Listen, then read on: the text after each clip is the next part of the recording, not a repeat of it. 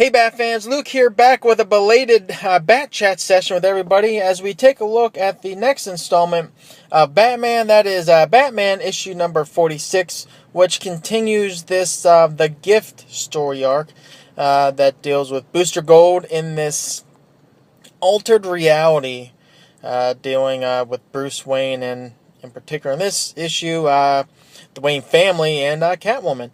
And as we see here, we have the variant cover, which is done by, I don't know how it's pronounced. It's either Carr or Kari Andrews, which is really awesome. It really does just really bring back, that Dark Knight's Return kind of vibe to it. And compared to the main cover, which is done by Tony S. Daniel. This is nothing to sneeze at either. Tony S. Daniel does a really great cover with Booster Gold, Catwoman, and this version of Batman that we're getting in this story. But unfortunately, as great as Daniel's art is, I'm giving a nod to the variant in this particular case. And let's go ahead and get it out of the way. The art in this issue was really, really good. The typical kind of complaints I have with Tony S. Daniels is, the noses look kind of really squared off, and really, as you see, the real angular going down to the forehead, down to the bridge of the eyebrow, down to the nose. Everything just looks really blocky and angly, and that's just a Tony S. Daniel thing with his face when he gets into his faces, once he gets into certain poses. But beyond that, I thought the art in this was very good, as always. Tony S. Daniel. I mean, look at this.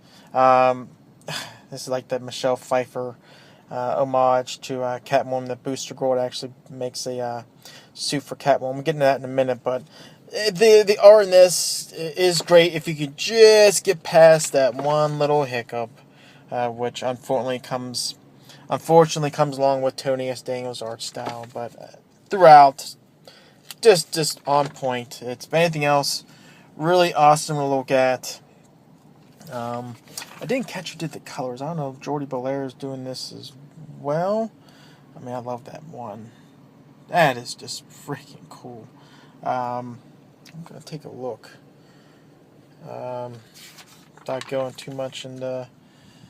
We'll just leave it right there. Colors, Tony Mori. Sorry, so no Jordi Belair, but art on point.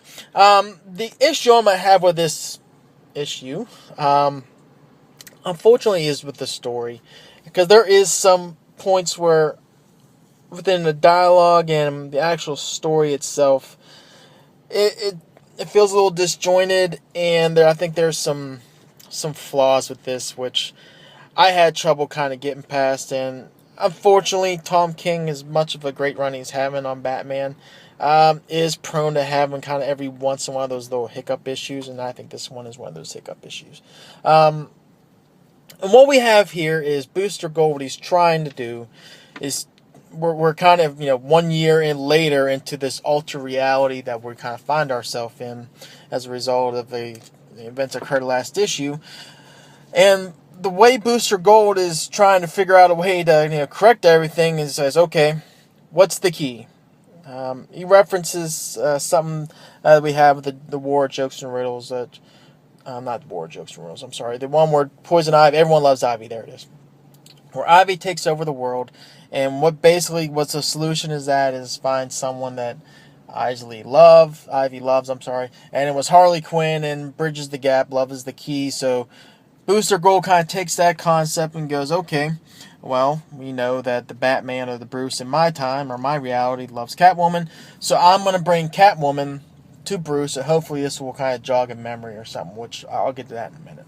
But unfortunately, this Catwoman in this alter reality is a mass murderer, which we found before in the previous stories, going up from I Am Suicide up through I Am Bane, whatnot, that Selina, remember that part of the story where I have to get the numbers, like 200 or 2,000 people that were killed, which initially Selina was kind of taking on the chin for a friend to kind of take the fall. But however, in this reality, she actually committed all those murders, and what we believe as we're kind of going through the story in this is that the trigger that occurred because of those murders was the closing of an orphanage that was done by Bruce's father, Thomas.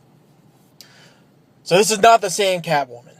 And I'll hold off to another flaw within this shortly. But that's Booster Gold's potential solution to this problem. And we're actually looking right in the flaws right there. Confront Bruce with Selina. Hopefully that will jog something. Unfortunately, again, this is not the same Selina. And once she's actually confronted with Thomas, she goes absolutely apeshit. Thomas actually suffers a heart attack, but actually survives that.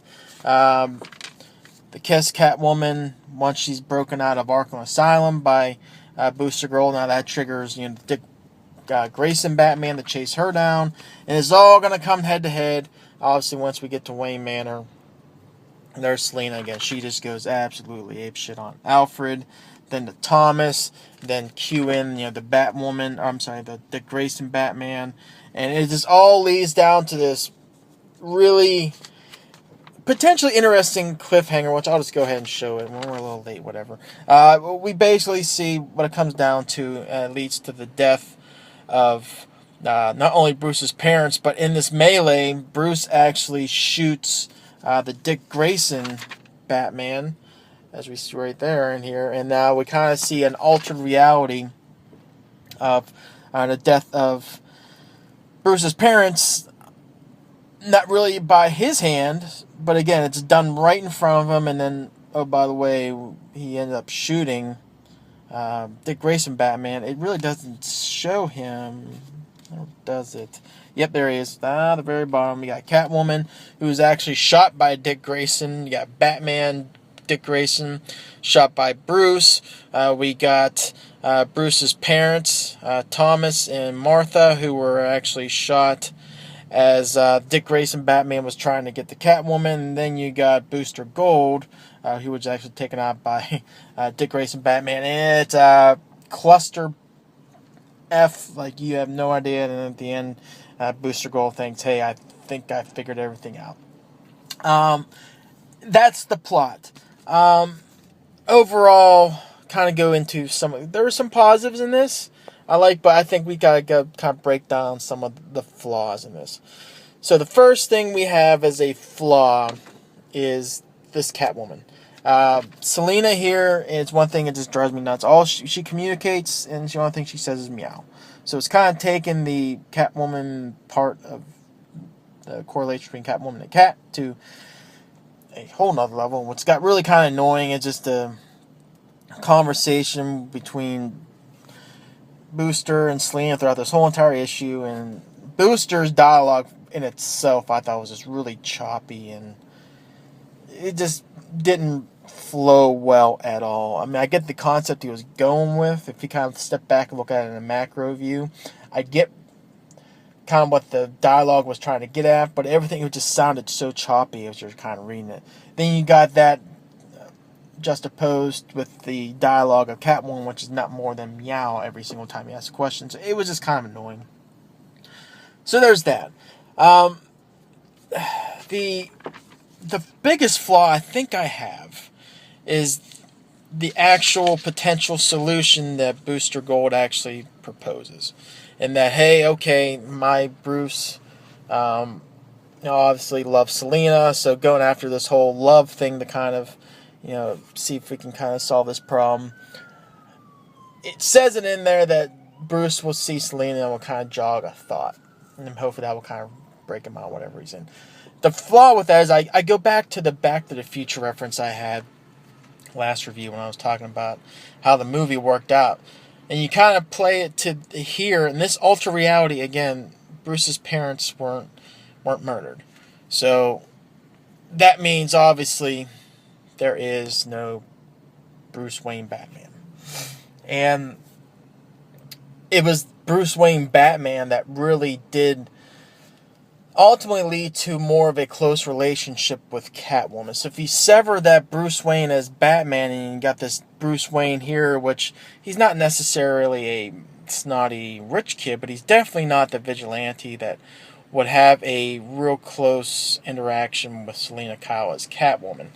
So Booster's ultimate objective of getting Bruce to see Catwoman, which would ultimately shake a memory, which will enable him to get Bruce to kind of go along with going back in time to basically erase the unkilling of his parents. It's a flaw in itself.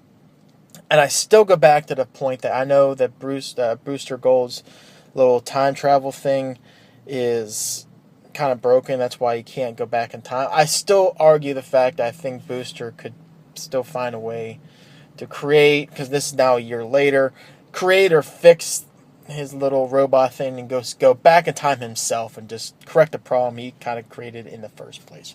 So, and that's kind of like the driving part of the story, and if you can't get past that, it's a problem. And I had really a hard time kind of getting past that. Another thing that I don't want to say flaw, but I'm going to argue is a flaw in someone's logic. I hear a lot of people complaining that, this Dick Grayson Batman wouldn't survive. It wouldn't be, because number one, there's no Bruce Wayne Batman, so why would there be a Dick Grayson Batman? And Dick Grayson here is acting way out of character. Well, I don't want to say you don't know the Dick Grayson character by saying this, but you're not really kind of putting the whole, mythology, continuity thing into play if you look at it. Dick Grayson's parents are killed right in front of him, and what really did save him from going over the edge was with his interaction with Bruce Wayne, and Bruce Wayne bringing him into the family and kind of molding him, mentoring him in a way that obviously played to Dick's strength, but prevented him from going to the dark side, if lack of a better term. I know it was just Star Wars Day the other day, but it was Bruce that really prevented Dick from really going over the edge, because he really could have. He could have turned to something like this Batman here, where he's going to kill the people that took out his parents, and then he's going to kill people that kind of adopt that lifestyle. But again, it was that Bruce Wayne kind of interference and mentorship that kind of prevented that from happening. But since there's no Bruce Wayne Batman, there was no shield or mentor that kind of prevented Dick from going over the edge like that. And that in that case, you can hypothetically see, Dick becoming someone like this, kind of taking out the criminals and the masked vigilantes through violence and ultimately kill them if need be. And ultimately adopting a Batman persona. You can kind of see some way similar that Bruce had his way. Adopting the bat is to instill fear into the hearts and minds of criminals, and Bruce not having that, you can conceivably see Dick Grayson coming up with a scenario that could ultimately lead him to do that. So I kind of disregard that argument that this Dick Grayson is not the true Dick Grayson, how he would act, and you're right, but you got to look at it from that other perspective. Again, since there's no Bruce Wayne Batman to provide that mentorship to kind of prevent him from going over the edge, you can conceive a alter reality where this would ultimately happen. The one thing I do find really intriguing, I love this page, this was just great, it deals with the ending, in that even with this whole story that we got this alter reality, now you got the death of Bruce's parents happen right in front of him. And ultimately, this event in the current Batman, in the reality as we know it, whatever that may be, ultimately led to him becoming Batman.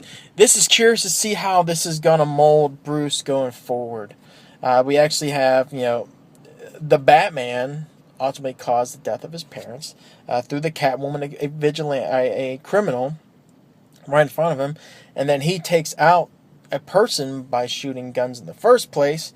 So this really could be really fascinating, how Tom King can really show a alter reality of how this now influences Bruce going forward, because this is a totally different spin on obviously the death of Bruce's parents not only as a kid, now as an adult, but just chaos. So that in itself is fascinating.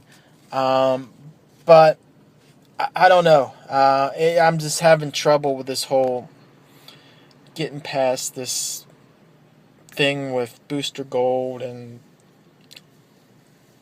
it kind of fails the logic test. And I know it's comics, so you kind of take it for what it is. But I had trouble kind of dealing with that a little bit. So this has a very fascinating ending, which really intrigues me how it's going to go forward. But as a whole, in concept, while the story could be fascinating, the details and kind of thing that's kind of driving the plot forward a little bit does kind of make me want to scratch my head a little bit. I think we only got one more issue of this to go, if not one more after that. I can't remember. I don't know if this is a 3 or 4 part story. Again, the art is great. It's beautiful to look at. It's just Tom King. We'll see how he goes, because I don't know. Grade wise, I'm gonna give it a 2.5 out of 5. Mainly because of the big, huge logic flaw I'm saying, and all this thing with the connection between Catwoman and this Bruce Wayne. I'm having trouble getting past that. But the art is great. Also, dialogue with Booster Gold. Booster Gold really does. It's not really well written. But in concept, I like where this story could be going. Especially the cliffhanger. Love what's going to happen going forward from there. But again, there's some logic leaps, which it's a kind of a tough pill to swallow. So I'll give it a 2.5 out of 5. Again, this is definitely not on Daniels. Tony S. Daniels doing great art here. This one's kind of on Tom King. But again, we'll see how he kind of wraps this up in the next issue or 2, whatever this is, a 3 or 4 parter. Maybe there could be some redemption I'm just not seeing. So we'll see. Kind of a bummer. But anyway, hit me up in the comments below what you thought about this issue and the story as a whole. If you're kind of seeing the same kind of flaws I'm seeing, we'll bat chat about it and go from there. Next video, hopefully, will be Detective Comics. Again, depending on when I get my books, and they are not been coming in super on time lately. So if that, I got another bat trade I'm looking to dive into, and then we can kind of look at it. It's another sort of a classic, kind of going back to Infinite Crisis, post that period, 1 year later type of story.